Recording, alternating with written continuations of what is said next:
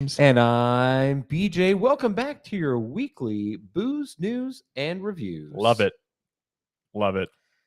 I think it just sits so well. How's it going, Beej? Good. Thanks for we had to shift this Yeah, week. we had to reschedule everybody. Appreciate you being Flexible. We'll call it that. Yeah. Appreciate the flexibility. We already have Bourbon Cat in hand for those that see her ears She came right up today. perking up over the PC here, the 100%. laptop.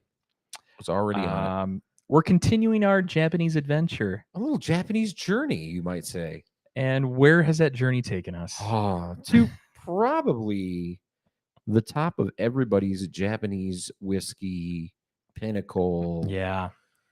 I mean, when it comes to Japanese whiskey, I think the first thing that you would think of as a want to drink, have to drink, need to drink, at least in my circle, is Hibiki Suntory Harmony. Hibiki Harmony is a big deal. I'll say this much. I will say they're probably one of the first big names that I heard coming from Asia, the Asian scene. Hibiki, and this is like going back to like 2016, 2017. Hibiki, Kavalan, like kind of like those were the names. Like Nikka, obviously, but like there was some other brands. Like there is just a glut of quote unquote Japanese whiskeys or Taiwanese, whatever you want to call them. Now, wow, the nose on that, jeez, it's big, right out of the bottle. Whoa, it's a big nose. Wow, right out the gate. And here's what's funny: it might just be marketing. It might just be who they are. They say it's 24 seasons that you'll find in every bottle of Harmony whiskey. What does that mean? So it means that they're blending across 24 seasons. And if you do the math, that's going to be 8 years. There's 8 years of blending in this bottle. It's not single malt. It's actually a single malt and grain. So you've got several different styles. This is whiskey with just a Y, not an EY.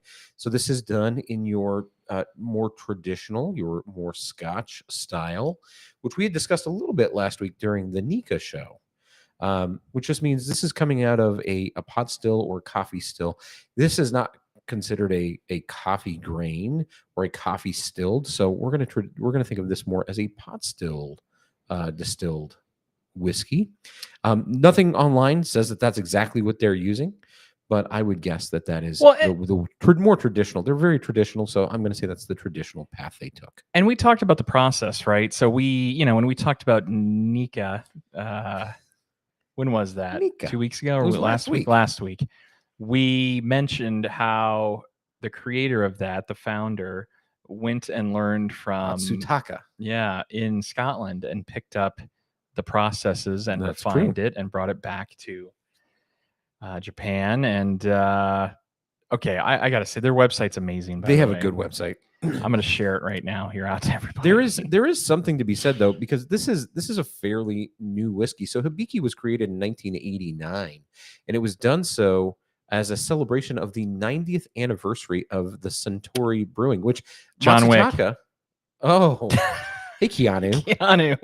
Matsutaka, if you'll recall, he actually the founder of Nika, he actually started distilling with Suntory when he came back to Japan from his Glasgow learnings. He came back with his wife, and he started with a friend, Suntory Distilling, which is what we have here today. Very cool, very cool. And I'm just going through the website here, and this is great. Like they have all the Yamazaki here. Yeah. So this Hakushu I've seen more so recently. I'm gonna say I'm not a huge Japanese, like I don't have a lot of knowledge of the different distilleries because I think there's just so many of them nowadays. They've really popped up. It's new. They're new on the scene, but it's hypey. It's big. Yeah. They got big in the 80s. Jeez, they have a Yamazaki 55. Get out of here. That's insanity. That's Oak Bomb. Probably. So they have Hibiki. Oh, Hibiki 21. Yeah. Yep. The Japanese Harmony, which is what we're drinking now. They've got the Blossom that they just released in 21. Yep. They have the 30 year. Oh boy. And they have the discontinued, it must be discontinued, the 17. I don't even see it on here anymore. Yep, you do have a bottle of which 17 we'll have. We'll not have tonight. Shortly, not tonight. But Let's do this. So let's click on little Harmony here, and we'll I go through it with I our want to talk. friends. I want to talk a little bit about this bottle. So 43%. All right, coming in at 86 proof. 43% is an interesting and kind of off color percentage. We don't drink a lot of 43 percenters. But I think that this drinks at a much more 45, 46% ABV.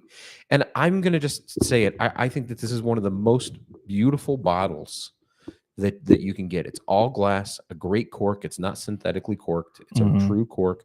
Beautiful glass bottle. Definitely something you can reuse as a decanter. I think that this is to Wow.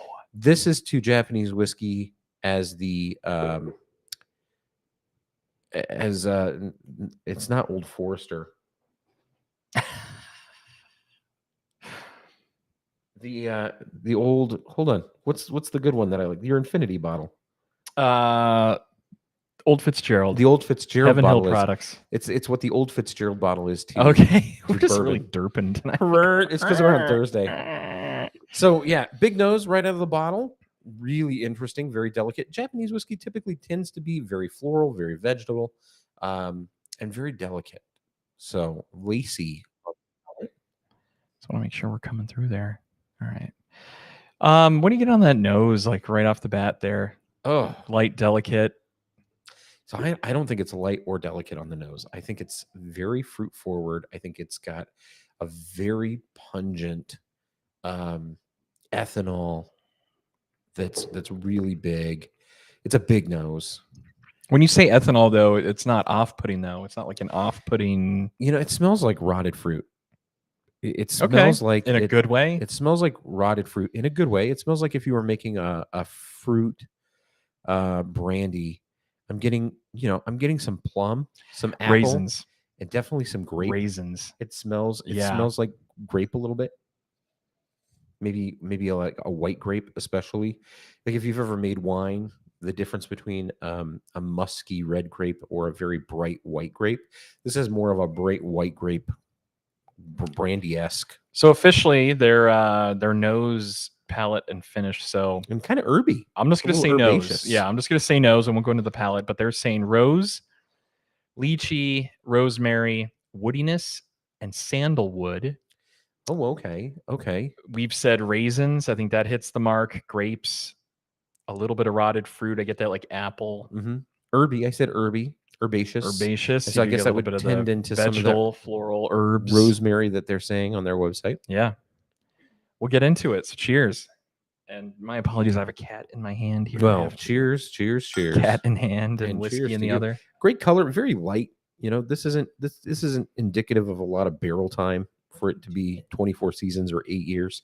It's a very light color. The legs on it, again, I would say it appears to be more than 43%. These legs look like the elvish words on the Ring of Power. Do you know what those are? One rule. No. Do you know what an elven? Oh no, I don't know. All right, one of these days. Woo! Um, Boy, that jumps up and gets you. It does. Ooh. But again, I'm getting a lot of like nothing like it's just like citrusy. I think that nose still comes through like a melony, like a melon, like oaky, and not in a bad way, just like a light, subtle. So this does Honeydew. not set well in my chest. This gave me a really unpleasant Kentucky hug. Really? I don't know if it's what I ate today or Probably is because it's not. I normally really like this, but there is some unpleasantness as I drink this. Maybe have your if you have your official taster over there, maybe Yeah, I'd be taste curious it and what see my if she official gets taster would say about that. the same impression of some gut wrenching No, experience. I think that she would you've- like it. I it's like immediately I had heartburn, so something's just not sitting well with what I ate. It's something he ate, right? Like, all right, okay, that's exactly it. What did you eat today? Not hot. Oh, a whole bag of hot Cheetos and some 7-Eleven nachos. Is that what you No. had for lunch No. today? But as I think about it, I ate a salad and I had like a burrito bowl. Not the best things Not to the be eaten best thing to before a eat, whiskey no. tasting. It's a great topic to talk about, right? Because our friends out there that are trying new whiskeys and new things, it's really, you got to think about you know, things that you eat, like heavy foods, you got to be careful because if you start drinking after, based on what you eat, you can really change the flavors and tastes in a bad way. So This is a really good topic because I'm getting totally different from what you're getting, and you're really like not having a good time over there. well, here's the thing. I love everything that's happening in the palate, and I hate everything that's happening inside of my stomach and my chest.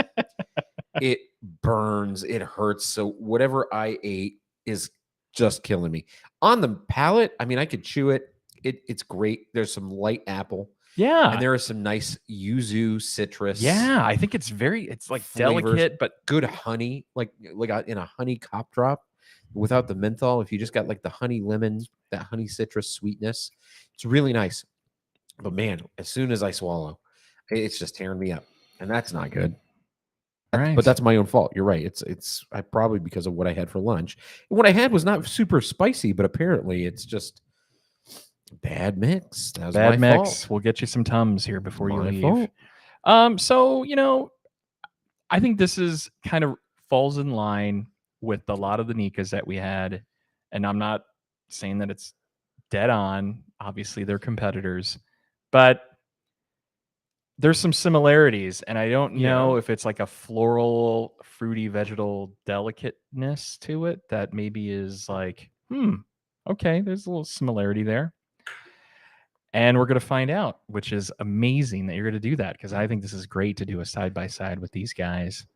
But yeah, so, getting more into it, I really don't know what else to say. I mean, I want to talk a little bit about price, right? So This has gone way up in price. no, but here's the thing. It hasn't MSRP wise. It's been secondary and obviously the BS flippers. But here's the thing. The bottle, even when I bought this, I think I got this like 3-4 years ago, $60. At a store that is still selling at MSRP, I think right now it's like 70. Some sell it for like 100. Yeah, 90 to 100. That I think is totally fair for this, and I think it's a steal. I wouldn't say a steal, but it's for if you want a good representation of a solid Japanese whiskey, of something that's different, and if you like those flavors that we've talked about and those tastes of like the melon, we've talked about like the fruit, raisins. Well, this is a highbrow. This is a very highbrow. You should feel very fancy. I think definitely if you can drinking find it. That's the Hibiki. problem. Extremely limited. It's a beautiful bottle. Very limited. It still seems like it's tough to get a hold of. Okay. It went from like one day of just like Hibiki everywhere to like it took off, and it was even before peak bourbon because I think we're over the hump now with bourbon. It's peaked. Wow, Gene. But wow, even before that, the Hibiki was like everywhere, and then all of a sudden, boom, gone. Well, I Can't remember even find it. the first I bottle. think it's difficult to find. I mean, you check your liquor stores; it's out there. Yeah, but it's not going to be probably easy to behind the find. counter. Yeah. What were you saying though? I remember the first bottle I got of this. It was gifted to me by a casino host. Okay. For being a nice guy, not just for doing favors, but for being generally a nice person. Yeah. And I was floored because even then, and that was 10 years ago, this was a difficult bottle to get a hold of. But I'll tell you, I drink it real fast because of how much I enjoyed it. And even though this came out in 1989, I always got a sense and a tinge of Mad really? Men. Yeah. Did it? I didn't know that. This was only released in 89. Oh. First time. Again, celebration of the 90-year anniversary of the Centauri distillery. That's very cool. I did not know that. Yeah. So the more you know. Exactly. Edit that in post, please. I'll put the sound effect. So I think the noses. One of these days, similar. we're gonna have some guy go through, or have somebody, guy or girl, whoever, will go through and fix up all those for us one of these days. We'll edit all those edits and posts. We'll get done. We promise you. Maybe. What are you sipping on over there? So I poured us the Nika from last week. Yeah, and same bad Kentucky hug. Ugh. That's a you problem, sir. It is. It's 100% a me problem. You want a Tums? I'll get you a Tums. I'll probably take one before the night is over. Yeah. Anyway. I think. Do you have your water? I mean, pound some water. You're probably dehydrated too, so that's booze going right to the bottom of your stomach. No, I've been pounding water all day, and I pounded a Gatorade before I got here. You probably, we should. I think I have some milk in the fridge. You just take a big old Absolutely not. chug. Absolutely not. I am not looking to be miserable. Miserable. Some vitamin D and yeah. I think the Curdles in Centauri your on the palate, I think it's got a much more rich and full body and more well-rounded flavor profile. Yeah. That I just like a little more. I think it's more caramely. It's got more hints of brown sugar. What do you prefer then? I prefer the Nika over the Hibiki, actually. And I will disagree. I prefer the Hibiki. And I'm going to tell you why. I think there's and I'm going to say sharpness. I know that's probably not the right term. But I think with the Nika, there's it's poignant. Like there's a point where it's like, ooh, like it's a little too much. Where Hibiki just maintains a delicateness throughout the sip. Where when I had it the first sip, I didn't need to follow our 3-sip rule because I felt that was like, wow. I did not get my senses telling me, what did you just put in? You poison, basically. No, it was like, ooh, this is pleasant off the first sip. Where the Nika, I'm like, there's a bit of oakiness there, a little sharp. That's what I kind of mean by that. Pointed. Yeah, that's interesting. You look like you're ready to pass out over here. No, I'm contemplating. I'm really contemplating.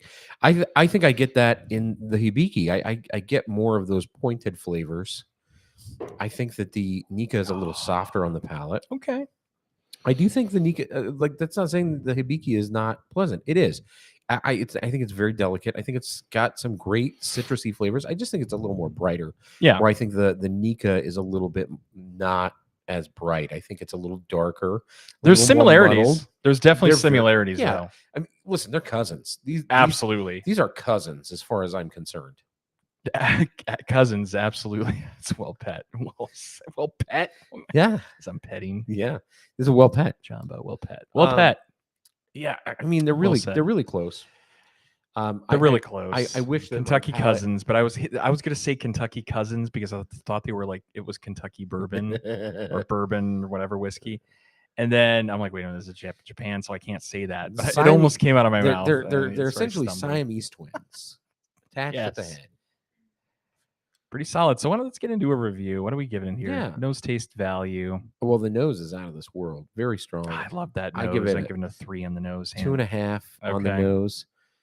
Flavor profile, I'm going to give it 2. Same. I'm giving it a 2. I mean, I enjoy it. Here's the problem. It's not really a problem, but it's delicate. Yeah. Well, so I think that, sometimes you're in the mood for that, and sometimes you're in the mood for something way richer and more oomph and power to it. Mm-hmm. And as you know, if you go back in our shows, I'm usually complaining about anything 40% in the 40s. I really want at least bottled in bond alcohol, 50 or better before I really start. I'm like, ooh, like it's a little meaty. Where this is a little bit more delicate, but I can see a time and a place for this. Can you imagine if they tried to whip this up a little more? I think we'd start getting into a lot of umami. Mm-hmm. And I'm not just saying that because of Japanese whiskey. I really do think that there is umami characteristic here and that meatiness that you were just talking about. Yeah. We found that in really rich high oak level bourbon and whiskey. And I really think that would shine through in something like this. I think it would lose a lot of its lacy delicateness, and it would probably kill some of the complexity that exists kind of mysteriously in a good Japanese whiskey. Yeah. And where are we going to land on the value? I know we said 70. I'm all about this. I mean, I'm gonna say 2, but the dollar figure 3. It's 70 to 90. Let's just say 70 to 100. So can we say 85 then? Sure, $85. I'd pay that. I would, no question. Yeah, it's 85. I mean, that makes it. I'd have to say 3 then, right? Because I think that's a solid price. I'm not blown away by that price, but I'm okay with that. I'm gonna give it a 3. A 3. Okay, so this lands me at a 2. Okay, 2 out of the 3. I'm not blown away either. What do you think in total then? Where are you at then? This is going to put me in the 74 out of 100. It's putting me in like the low 80s. Yeah, go stick with it. Love it. All right. Love it. I'm thinking like a 82. Do it. I'm thinking 82. I like it. Yeah, 74 out of 100 is kind of where I land. But again, I think wow. I that's think 10 of those points are out of your stomach. it could be 100%. I'd like to revisit this. Yes. Probably very unfair. Well, here's for what me we're to gonna give. do, because we're gonna break out one of the heavy hitters next week's show on next week. Yeah. And then we're gonna compare it again to this, and then I want you to do your score again. Yeah, I probably will. I'll probably do it Yeah. before we even get started filming. I'll probably film exactly. a short. And you're like, yeah, this is totally different. I get it. I'm with you in the low 80s. And again, low 80s is fantastic. That's a B, 8 out of 10. I enjoy this. It definitely has its place. Sets itself apart from the competitors, from the pack, from, it's something different in that, world. And it just seems a whiskey world. And it seems like you can tell the craft and the passion that has been put into this bottle. Absolutely. Like you can tell that there's been some like process behind this. Like it's complex, even though it's delicate. I don't mean that it's delicate in a bad way. I think it's still very complex, albeit delicate. It was delicate with purpose. Right. It's not like we're sitting here drinking some 5-year, $200 NDP Amberana bottle right now. Amberana makes everything better since 2020. Making bad whiskey taste good since 2020. Putting that on a shirt. And I think that kind of wraps up. Oh, John, but you are really like driving me nuts. And that's not just because she's in your lap. No, she's being really like just restless, but she doesn't want to go anywhere. I don't know. It really is a beautiful bottle. So yeah, I would make this an infinity bottle. Like I would personally. I think it's absolutely beautiful, it's a beautiful enough. bottle, and it's heavy duty. It's got some weight to it, like you said earlier. It's got that real cork. It's got beautiful. The labeling is beautiful. The juice is great. The story's fantastic. Guys, this belongs on your shelf. I think that everybody should have it on their shelf. We did that top 6 whiskeys of the first half of the year. This would go in the second half. I think this is going to make the second half of the year. And when we revisit that for December, I'm pretty sure that this is going to make, as low as I gave a score again. I'm pretty sure that it's just my weird palate tonight. But I would feel very confident in saying that this would make top 6 whiskeys of the second half of the year. Yeah, I'm with you. So far, it's definitely on the list. Delightful. Good pick. You got to remember, we went like a month and a half there drinking like some Canadian swill. Oh, speaking of Canadian swill. Oh, do tell. So I went into my local swill store. Shoe store.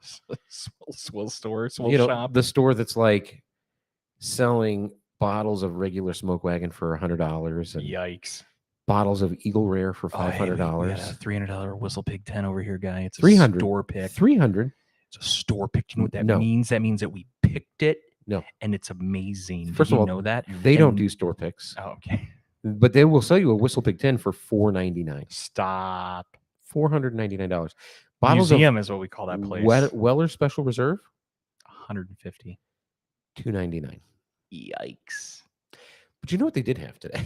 Yikes. And I'm thinking about buying one. What's that? They have a bottle of Caribou Crossing. Oh. They actually have a few bottles of Caribou Crossing. For $100. For $149. I think that's an okay price. It's a little on the high side. If we're patient, we can find it for less than that. Up to you. I mean, I would say don't spend your money at a museum like that. Oh, it's a museum. Exactly. It's a museum. It's got some embarrassing prices. Embarrassing. Next week, we're gonna do some more Hibiki. No, I might break out the big boy. No, let's do the Nika straight from the barrel. All right, we're gonna go back and then I'm with. And then maybe we'll go back to the Hibiki. That's 17. They've just continued. You can't get it. I know. That was kind of a big deal bottle. Maybe it's a Christmas time bottle. Yeah, that's what I'm thinking. Like one of the holiday shows or a birthday show. Yeah. I would put that 17 right up there with like the birthday bourbon, probably like the 23, the Pappy. It's right up there. No question. I don't even hesitate to say some of that. the Covalins. Yeah. I mean, the that Lucky 7, that 14 years, amazing, up there with Barrel Proof. I know you don't like it, whatever. I'm just looking on the top shelf behind you there. Oh, The okay. EC18, like I kind of Yeah. put all those in like the same category. I don't know, Uncle P. Welcome to the show, man. It's up? good to see you. Listen, we always have abysmal attendance Thursdays. That's when when we do the switched. show on a Thursday. We used to do cannot have the Thursdays. show on a Thursday. Just nobody It's our bad. shows up. But It's our that's our bad. We didn't have life, and we couldn't do it Scheduling yesterday. and life and everything. So next week we'll be on the normal Whiskey Wednesday. We will be Whiskey Wednesday. So thanks for tuning in for your booze news and reviews. That was it. Pretty good scores. It was good to learn a little bit about Hibiki. Yeah. What is it? News, booze, and reviews? Booze news and reviews. Booze, news, and reviews. I'm digging it. That's very cool. For the Barrel Buddies, I'm James. And I'm BJ. We're going to see you next week. See you next week. On Wednesday. On Wednesday.